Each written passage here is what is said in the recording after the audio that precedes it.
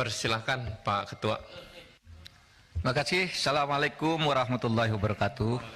Saya ingin menyampaikan terima kasih yang sebesar-besarnya kepada Komisi 3 yang setelah menunda pertemuan 2 kali baru sore hari ini kita ketemu.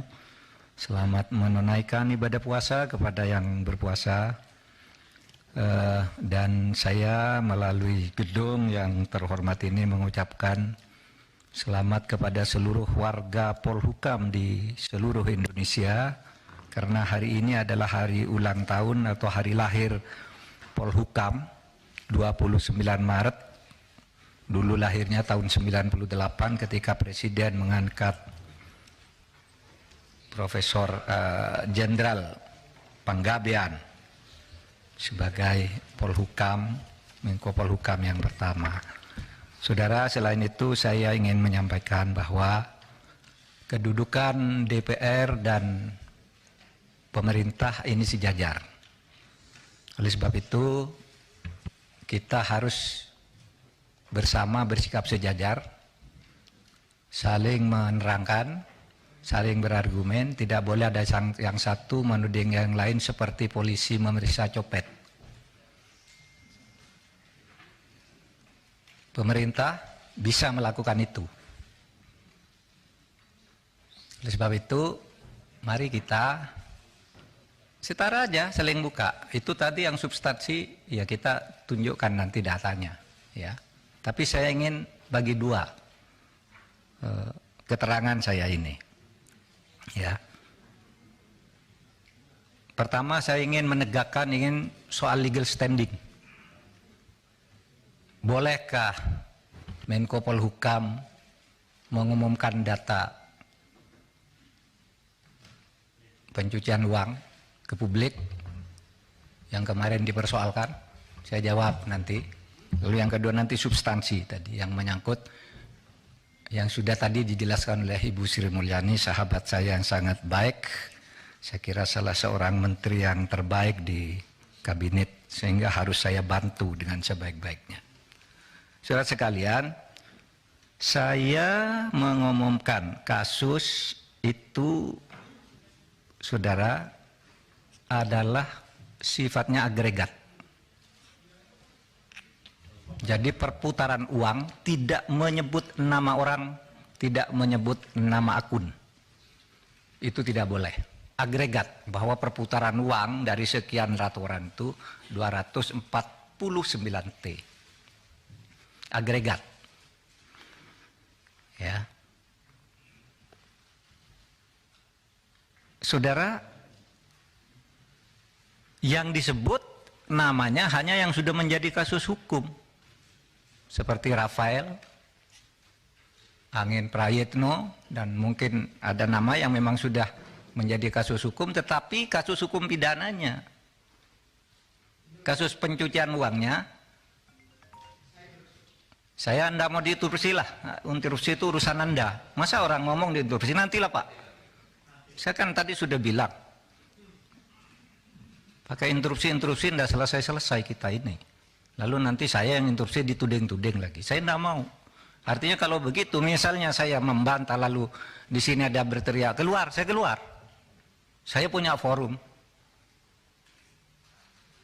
Saya setiap kesini dikoroyok. Belum ngomong sudah diinterupsi, belum ngomong diinterupsi. Waktu kasus itu juga, waktu kasus Sambo, belum ngomong sudah diinterupsi, dituding-tuding, suruh bubarkan apa. Jangan begitu dong.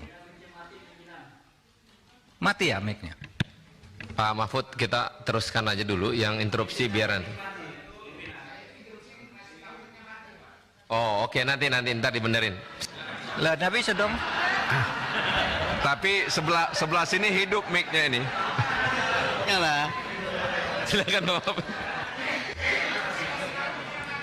Amis Bakum kemarin kalau mic-nya mati gimana saya ngomong? Ini hidup Pak Mahfud. Jangan-jangan disabotase ini. Enggak. Kalau mau buka-bukaan ayolah. Di sini ada yang bisa dibuka, ada yang agregat nggak bisa nyebut nama. Kalau menyebut nama jangan-jangan ada orang yang di sini juga. Di ruangan sana jangan-jangan orang yang ada nama sini. Tapi kalau mau buka-bukaan ayo. Lah, nah ini kedengaran enggak?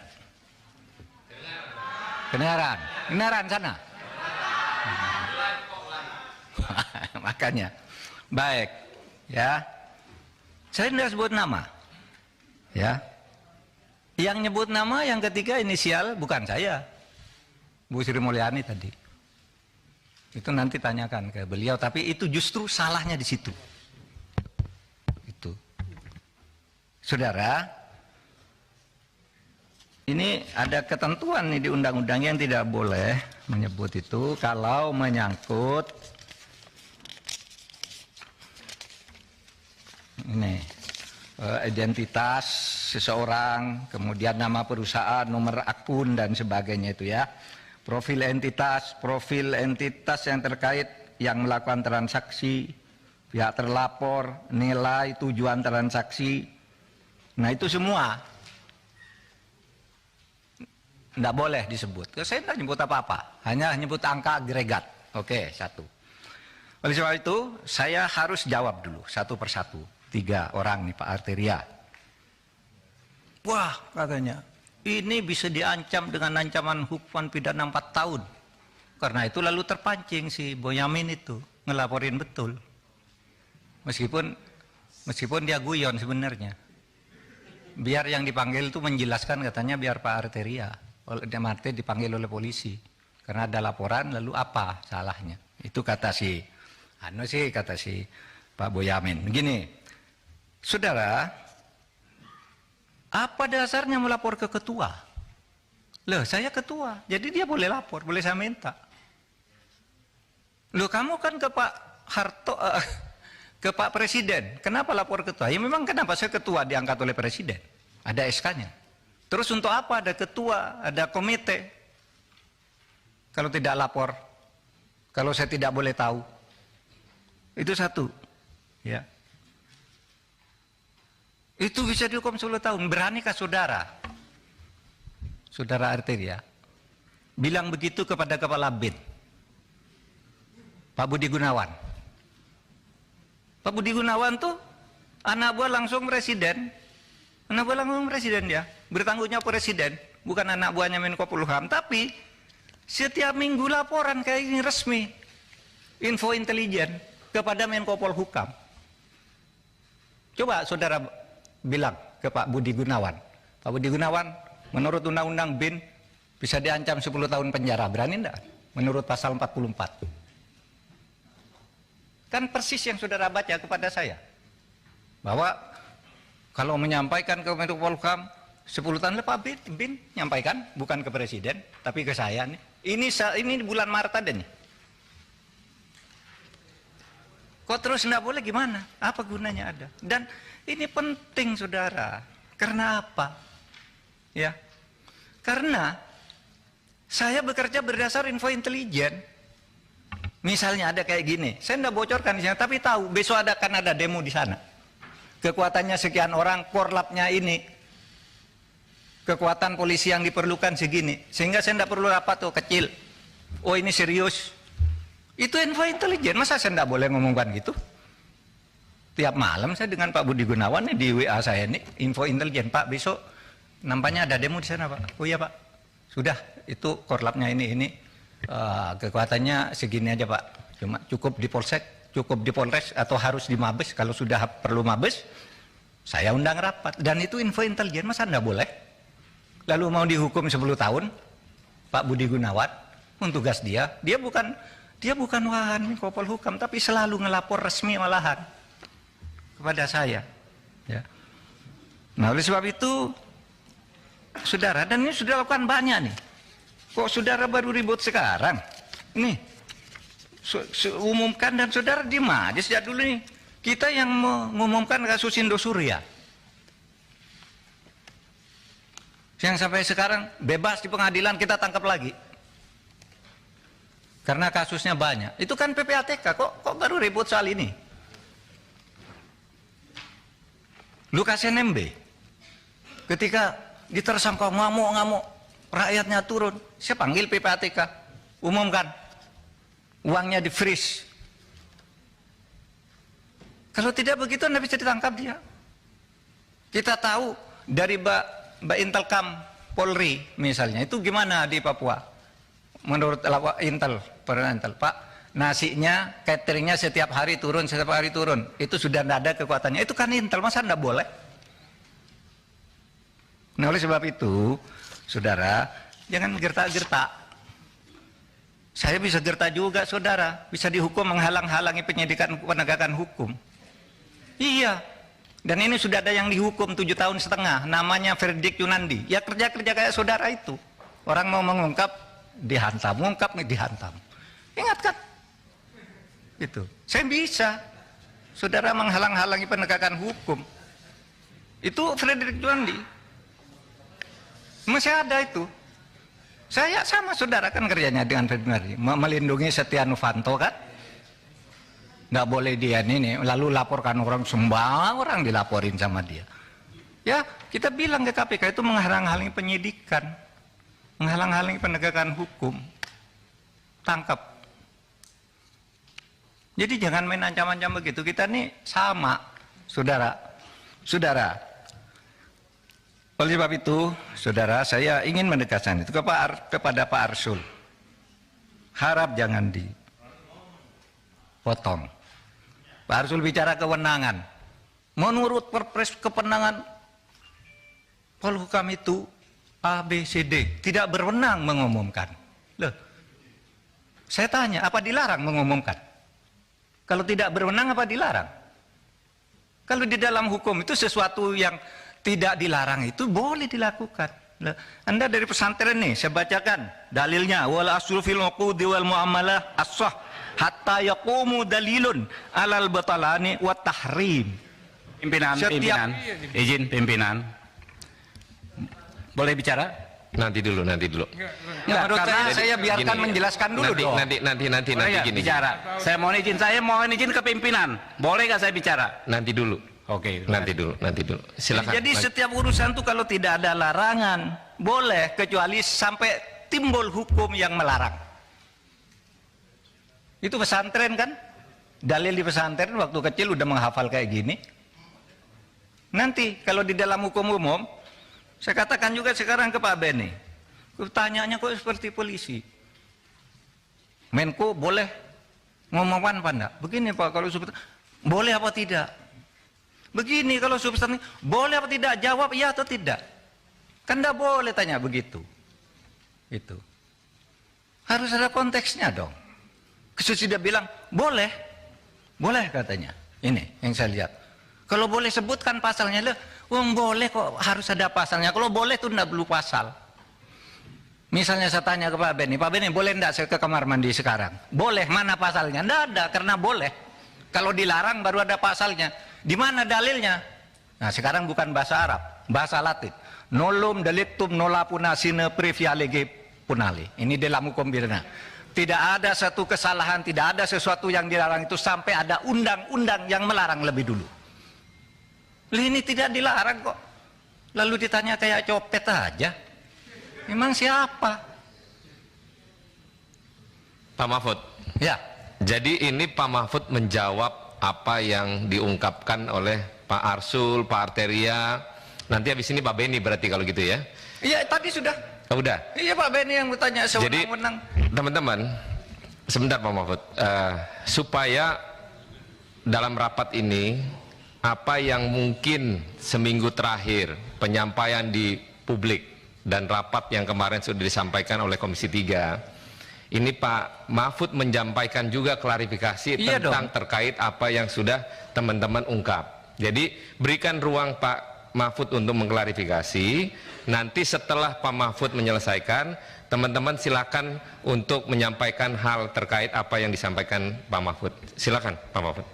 Ya, saya kira sudah begitu aja. Ya.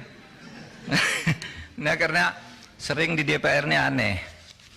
Kadang-kadang marah-marah gitu, nggak taunya Markus dia.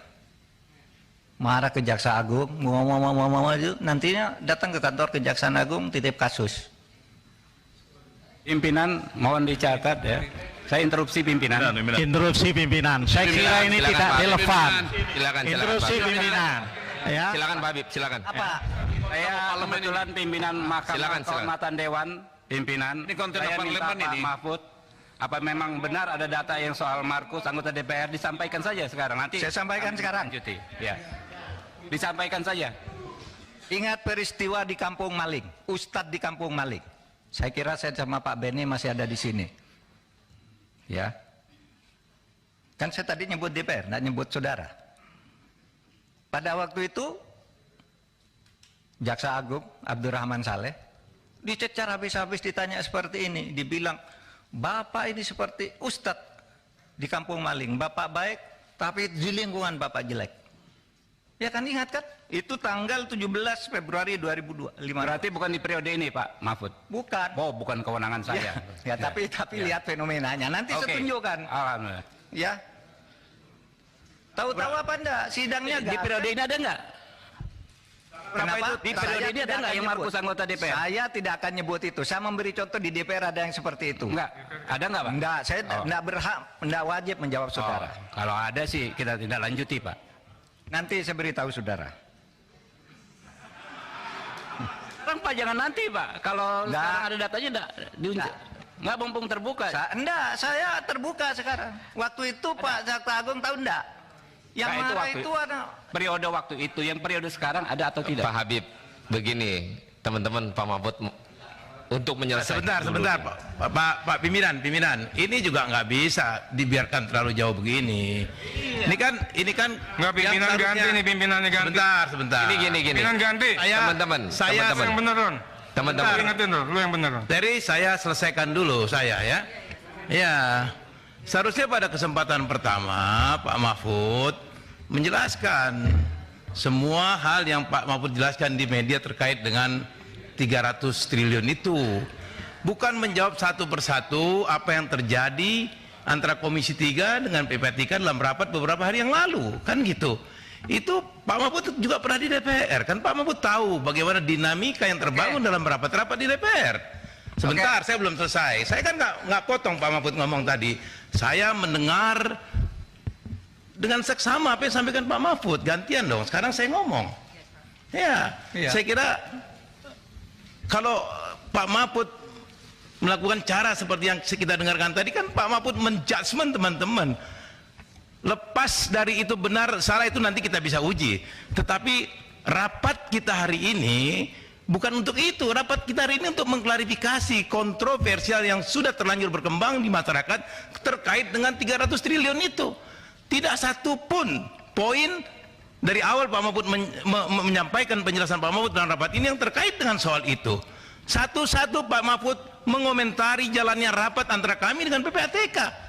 Khususnya yang disampaikan oleh Terry, yang disampaikan oleh Saudara Arsul dan Saudara Beni. Ini kan jadi lari dari maksud dan tujuan rapat kita pada hari ini. Oke. Dan pimpinan juga punya kewenangan untuk menjaga lalu lintas rapat ini agar berlangsung sesuai dengan apa yang kita inginkan, gitu loh. Saya kira itu. Saya belum berkomentar terlalu jauh, tapi kira-kira rapat ini harus berjalan sesuai dengan tata tertib yang berlaku di DPR.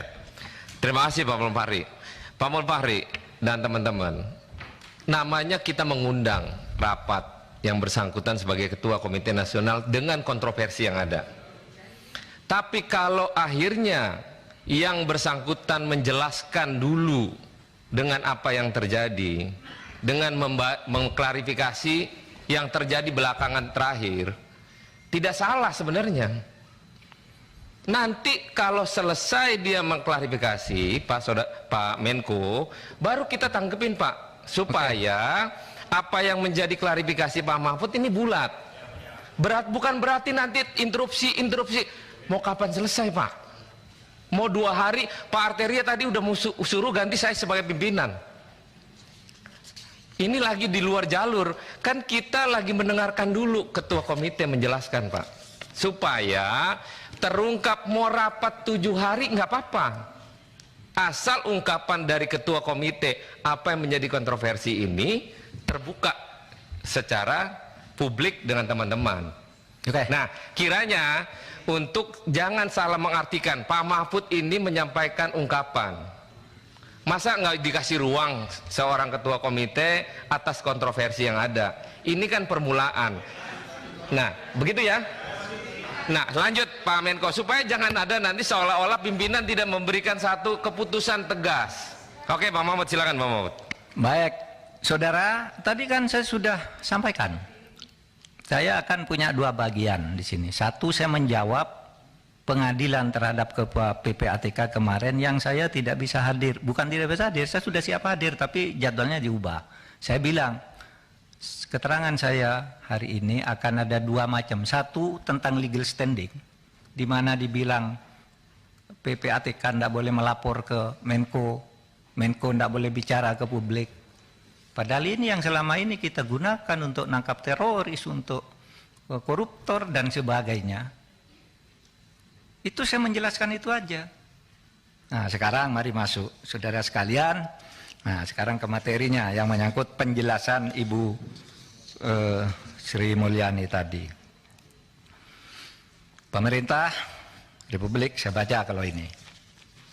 Pemerintah Republik Indonesia senantiasa berkomitmen untuk mencegah dan memberantas tindak pidana pencucian uang dengan mengoptimalkan koordinasi, kolaborasi dan kerjasama antar kementerian lembaga negara.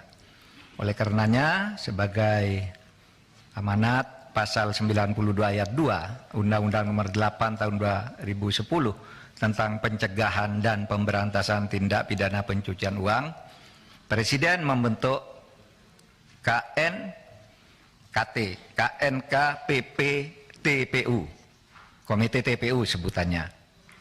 Nah, ini ketuanya ex officio, Menteri Koordinator Bidang Politik, Hukum dan Keamanan. Jadi ini Menteri, kemudian wakil ketuanya Menko Perekonomian, lalu Sekretaris PPATK.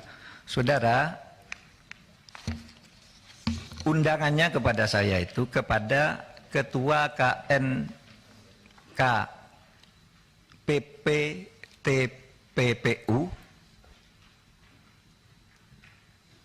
dan jajaran. Tidak ada sebutan Menteri Keuangan.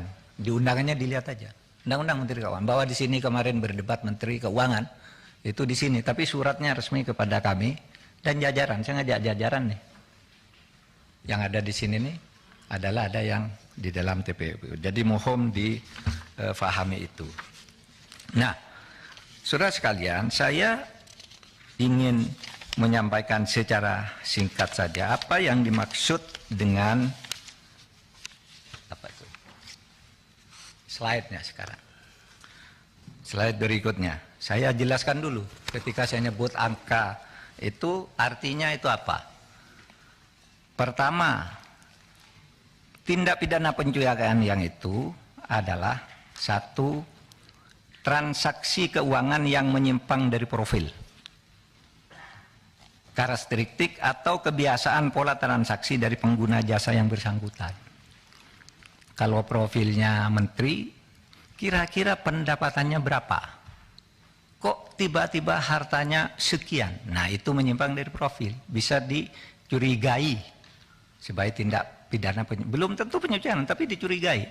Bisa menurut undang-undang ini. Kedua, transaksi keuangan oleh pengguna jasa yang patut diduga dilakukan dengan tujuan menghindari pelaporan transaksi yang bersangkutan yang wajib dilakukan oleh pihak pelapor sesuai dengan Undang-Undang TPPU.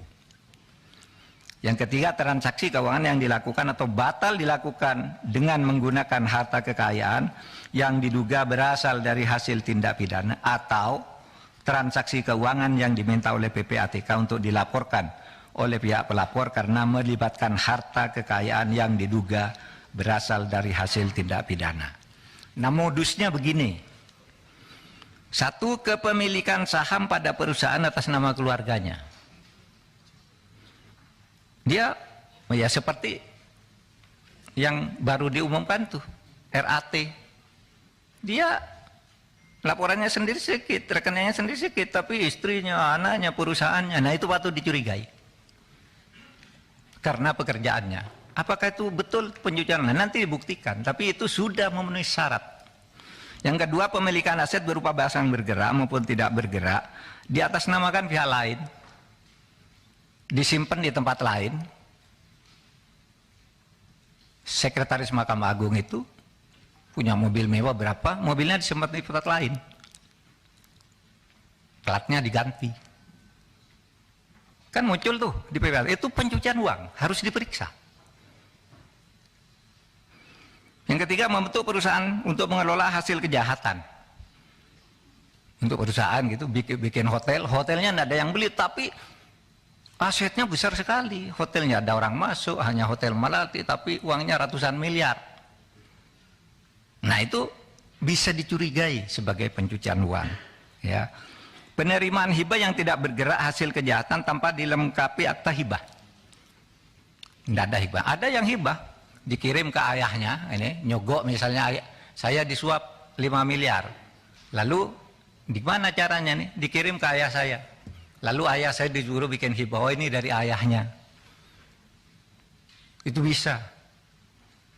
Ada juga yang rekening, saudara. Saya buka rekening 10 miliar atas nama saya. Lalu ATM-nya diserahkan Pak Sahroni, Pak ambil uang ini sesuka-suka kamu.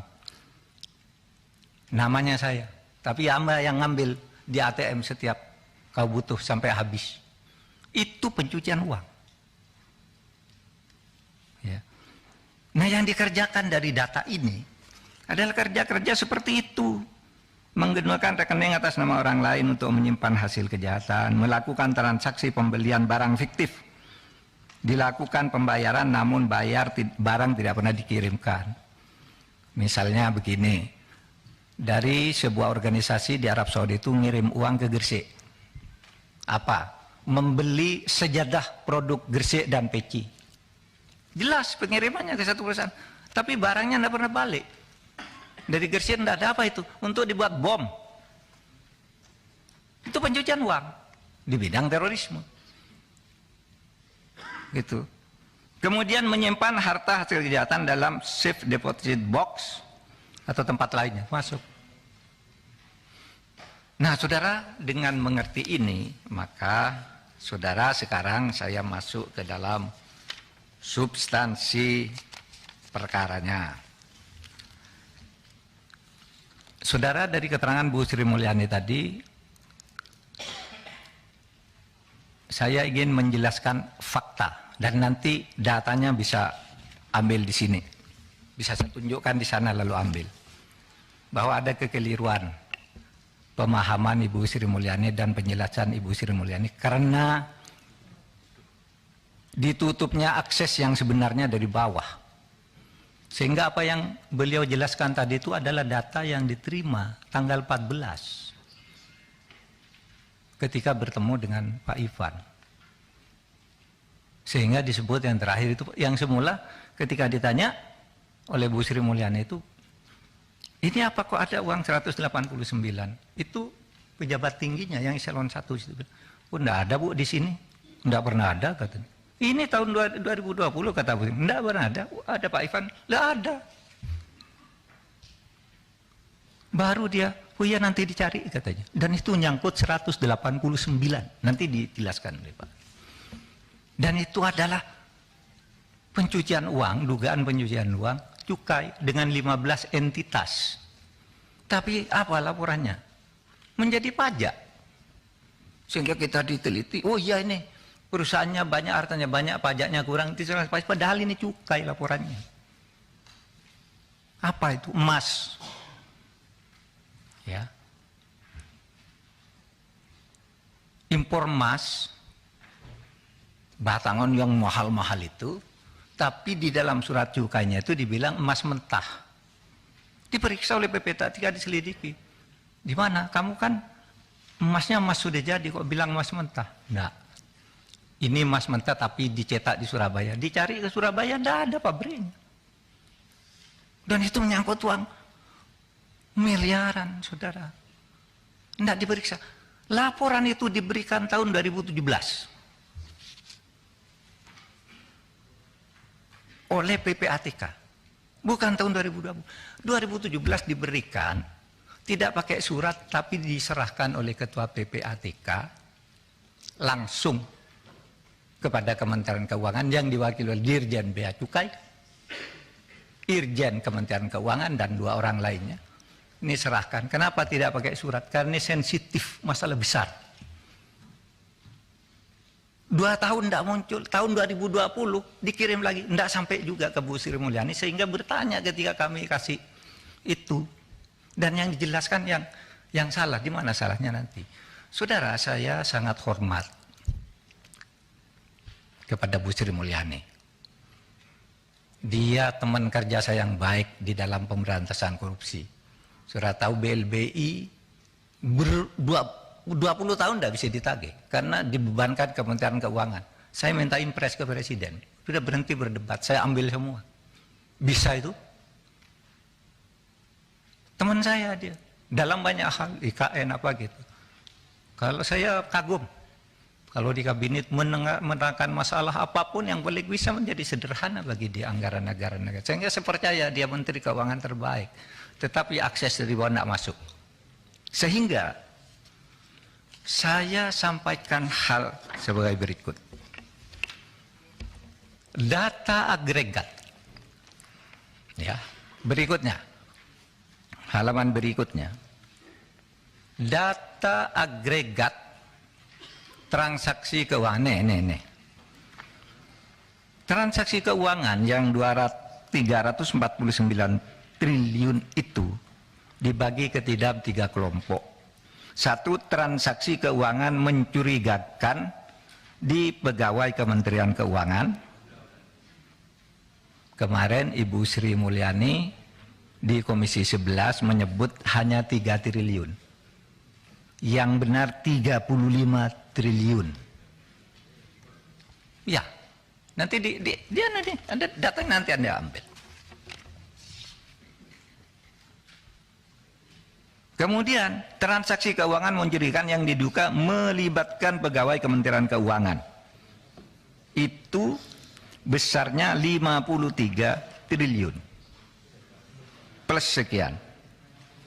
Kemudian transaksi keuangan terkait kewenangan Kementerian Keuangan sebagai penyidik tindak pidana asal dan TPU yang belum diperoleh data. Sebesar 260,1 sehingga jumlahnya 349 triliun fix. Nanti kita tunjukkan suratnya. Nah, ketika ditanya Bu Menterinya kaget karena tidak masuk laporannya. Karena yang menerima surat by hand itu, ya orang yang ada di situ yang bilang ke Bu Sri Mulyani, Bu, udah ada surat itu loh. Kata PPATK ini suratnya. Baru dijelaskan tapi beda. Ini laporannya pencucian uang di bidang bea cukai, lalu yang dihitung pajaknya sedikit dong. Tadinya. Berapa yang terlibat nih? Nih. Yang terlibat di sini, jumlah entitasnya itu dari Kementerian Keuangan 491 orang. Jangan bicara Rafael misalnya. Rafael udah ditangkap, selesai loh. Di laporan ini ada jaringannya, bukan Rafaelnya. Rafael selesai sudah ditangkap itu kan pidananya, bukan tindak pidana pencucian uang. Kalau saya ketangkap korupsi, loh, istri saya, anak saya, ayah saya, apalagi perusahaan cangkang gitu. Kan banyak itu entitasnya. Nah, yang kasus 189 itu saudara adalah ya itu untuk 15 entitas tapi hanya dikeluarkan 1 entitas. Padahal di laporan kami 15 nih, ini, lalu diambil 1, ini sudah selesai pajak katanya. Nanti dicek, saudara. Ya. Jadi di situ, ya. Kenapa 200? Betul 200 yang sampai ke Kementerian Keuangan. Karena yang 100 itu disampaikan ke LH lain, tapi terkait dengan pajak dan bea cukai. Cuma langsung dikirim ke LHA. Jadi 300 yang terkait dengan itu. Di mana salahnya? Kan tinggal kita katakan ini ada yang diserahkan ke Kementerian Keuangan sebagai penyidik, ada yang langsung ke polisi, ke KPK, ke Kejaksaan Agung dan macam-macam. Itu uraiannya kan ada di situ. Ya. Yang ini jumlah LHA, yang Kementerian Keuangan 200, yang Kementerian Lembaga 1, kemudian kepada aparat penegak hukum 99, tapi itu semua terkait dengan pajak dan cukai. saudara. Jadi jumlahnya 349.874. 187. Nah, iya, tetapi supaya diingat ya, bahwa ini agregat. Saya tidak mau menyebut. Kalau bukan agregat, itu sebabnya sebenarnya, saudara, halaman berikut. Karena pengertian ini, pada tanggal 20 Maret, kami bersepakat dengan Menteri Keuangan untuk tidak ribut-ribut. Karena kesepakatannya begini. Kementerian Keuangan akan melanjutkan untuk menyelesaikan semua LHA. Waktu itu sudah oke. Yang diduga TPPU dari PPATK, baik menyangkut pegawai Kementerian Keuangan maupun pihak lainnya. Seperti yang telah dilakukan oleh Dirjen Pajak yang telah berhasil. Malah kami mengatakan, dari banyak itu kami menemukan Menteri Keuangan itu sudah berhasil mengembalikan 7,0 triliun. Ya. Untuk pajak, ya karena dihitung pajak. Jadi hitung pencucian uang, 7,8 triliun untuk pajak, dan dari bea cukai masuk 1,1 triliun menjadi 8,11 triliun. Yang kembali dari laporan-laporan 349 ini. Sekali lagi 349 itu saya diminta menjelaskan betul-betul oleh Presiden, jelaskan kepada rakyat melalui gedung DPR bahwa TPPU itu artinya itu. Beda dengan korupsi. Nah, orang tidak ngerti bedanya, lalu Menteri Keuangan korupsi itu tidak ada.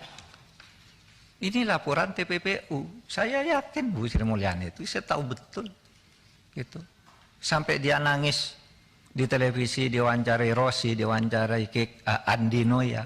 Nangis, saya tahu dia hatinya hancur. Dia bilang akan saya perbaiki ini anu. Ya saya tambah datanya.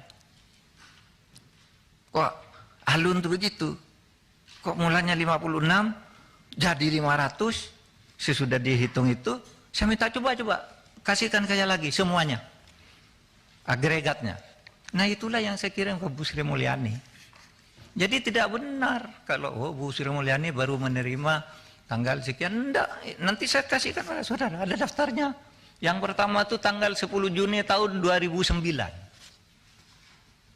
Sampai 300. Sampai 300 saudara. Yang terakhir itu 11 Januari 2003. 300 itu. Rinciannya tadi 200 Kementerian Keuangan, ya, 1 KL, yang 1 ini. Yang non ASN tadi banyak loh. 570 yang terlibat. Nah, itu pencucian uang. Nah, saudara, tentu Komite TPPU akan melakukan evaluasi terhadap LHA yang diduga TPPU dan telah dikirimkan PPATK kepada APH untuk mengoptimalkan penerapan Undang-Undang Nomor 8 Tahun 2010. Jadi kita optimalkan. Nah, saudara sekalian, saya nanti ingin minta waktu sedikit saja untuk dijelaskan oleh saya. Tolong ini ditayangkan nih, yang penyerahan surat-surat sejak tahun 2009 dilewatin aja. Ini halaman 1 sampai 24 surat. Ada nomornya semua. Ada tujuannya kepada siapa. Halaman 2 25 sampai 46. Halaman 3 47 sampai 66. Sampai 300 lah. Nanti saudara lihat sendiri. Tidak akan ditutup-tutupi. Katanya mau minta data, saya kasih data. Tapi agregat. Nah, dari data yang agregat ini, kalau saudara ingin, silakan. Itu DPR. Saya kan nyebut agregat. Angka untuk setiap surat ini sudah ada juga. Sehingga apa kesimpulan saya? Bu Sri Mulyani tidak punya akses terhadap laporan-laporan ini. Sehingga keterangan yang terakhir pun di Komisi 11 itu jauh dari fakta. Karena bukan dia nipu, dia diberi data itu, data pajak, padahal ini data bea cukai. Tadi penyelundupan emas itu. Ini enggak tahu siapa yang bohong. Tapi itu faktanya. Kalau enggak adu data, mari. Saudara mau undang kan? Adu data dengan saya. Nah ini saudara yang saya katakan agregat. Nah, saudara saya ingin mengusulkan begini. Sulit memberantas korupsi itu. Tolong melalui Pak Bambang Pacul, Pak, tolong Pak, undang-undang perampasan aset tolong didukung Pak. Biar kami bisa ngambil begini-begini nih Pak. Tolong juga pembatasan belanja uang kartal didukung Pak. Karena orang korupsi itu Pak, nurunkan uang dari bank 500 miliar dibawa ke Singapura, ditukar dengan uang dolar, lalu dia bilang ini menang judi karena di Singapura judi sah. Lalu dibawa ke Indonesia sah. Padahal itu uang negara Pak. Itu pencucian uang Pak. Nah sekarang mari kita batasi, kalau belanja 100 juta Anda keluarkan dari bank mana, kirim ke bank mana. Jangan dari orang bawa koper tuh, yang satu kopernya berisi kertas, yang satu berisi uang, ditukar di atas pesawat. Itu yang banyak terjadi. Nah, satu yaitu undang-undang perampasan aset. Saya kira kemarin DPR dari Komisi 3 sudah ada yang bersuara agar Presiden segera mengirimkan surpres. Tolong, kami mengajukan sejak tahun 2020 dan sudah disetujui, dibalik tiba-tiba keluar lagi ketika akan mulai ditetapkan sebagai prioritas utama. Padahal isinya sudah disetujui oleh DPR yang dulu. Pemerintah lalu memperbaiki yang dulu oleh pemerintah dengan disepakati. Kami mohon disetujui, kami akan lebih mudah. Itu seperti ngambil itu Pak. Itu pencucian uang juga tuh. Dana BLBI. Dana BLBI itu 111 triliun Pak. Nggak bisa diambil. Lalu kami minta impres Pak. Buat impres kepada saya ambil. Nggak, ya berhenti berdebat. Saya ambil dulu, nanti ke pengadilan kalah enggak apa-apa. Dapat sekarang ini 29,9 triliun. Ada yang kalah di pengadilan 2 tapi tidak menggugurkan hutang, tapi karena pencucian uang. Barangnya dijaminkan ke pemerintah dengan surat tanda tangan di atas meter, tapi sertifikatnya tidak diserahkan, lalu dijual. Ketika mau diambil, ketika kami sita ternyata sertifikatnya sudah dimiliki oleh anaknya. Kalah di pengadilan, tidak apa-apa, tapi hutangnya tetap. Gitu. Tapi kalau ada undang-undang perampasan aset, kita bisa tangani Pak itu semua. Makanya dulu awal kami masuk ke sini, mohon. Ini undang-undang perampasan aset dan pembatasan belanja uang tunai ini bisa. Mungkin akan menyulitkan memang, tidak selalu sempurna, tetapi saya kira ikhtiar kita harus dilakukan untuk itu. Bapak, saya minta maaf kalau tadi ada yang agak keras, karena sebenarnya saya tadi sejak awal mengatakan saya akan melayani dengan tone yang sama, dan tadi sudah dengan tone yang sama saya lakukan. Nah yang sekarang mari kita baik-baik saja gitu, karena ini mencari kebenaran. Saya persilahkan Pak, sedikit saja tambahkan tadi itu Instruksi pimpinan, Saudara Ketua, sebelum Pak Ivan, kalau bisa yang dibaca Pak Mahfud tadi kita difotokopi supaya kita bisa pelajari nih Pak. Dua-duanya Pak, termasuk surat-surat itu. Oke. Ya, terima kasih pimpinan. Silakan Pak Ivan. Baik, pimpinan, terima kasih banyak. Assalamualaikum warahmatullahi wabarakatuh. Pimpinan dan seluruh anggota Komisi 3 DPR RI yang kami hormati, Bapak Ketua Komnas dan seluruh anggota, teman-teman semua. Jadi ada dua hal yang kiranya saya harus sambung dari apa yang sudah disampaikan oleh Bapak Ketua Komnas PPT-PPU tadi. Pertama terkait dengan kasus yang 198 triliun. Jadi 189 triliun, mohon maaf. Jadi kasus yang 189 triliun itu sebenarnya adalah kasus kedua atas nama subjek terlapor. Itu kita berikan sekitar tahun 2020, 2019-2020 kita proses. Atas nama subjek terlapor yang sama, sebelumnya sudah kami periksa di tahun 2017. Sebelumnya sudah kami periksa di tahun 2017. Dan kami sudah mengundang Kementerian Keuangan, dihadiri oleh Dirjen Bea Cukai, termasuk juga Irjen, untuk menyerahkan, menyampaikan, mempresentasikan berkas pemeriksaan pertama atas nama subjek terlapor yang sama. Jadi sebelum ketemu 189 di pemeriksaan kedua, kami menemukan subjek terlapor melakukan transaksi di periode 2014-2016 sejumlah 180 triliun lebih. terima dana masuknya saja. Kalau dengan menggunakan pola TPPU yang menggunakan parameter kami, subjek terlapor melakukan transaksi lebih dari 350 triliun. Kami sampaikan ke Kementerian Keuangan, ini terkait dengan yang Ketua Komnas tadi sampaikan, kasusnya, ini terkait dengan kepabeanan. Kenapa kepabeanan? Karena ini terkait dengan dengan ada fasilitas impor dan segala macam, dan penyidik TPPU-nya itu adalah penyidik Kementerian Keuangan. Dalam hal ini adalah Bea Cukai. Kasus 2017 yang kami bangun terkait dengan subjek terlapor pertama itu nilainya 180 triliun. Abaikan yang 180 triliun lainnya. Kalau kita kalkulasi menjadi 360 triliun. Karena kita kemudian sudah menyerahkan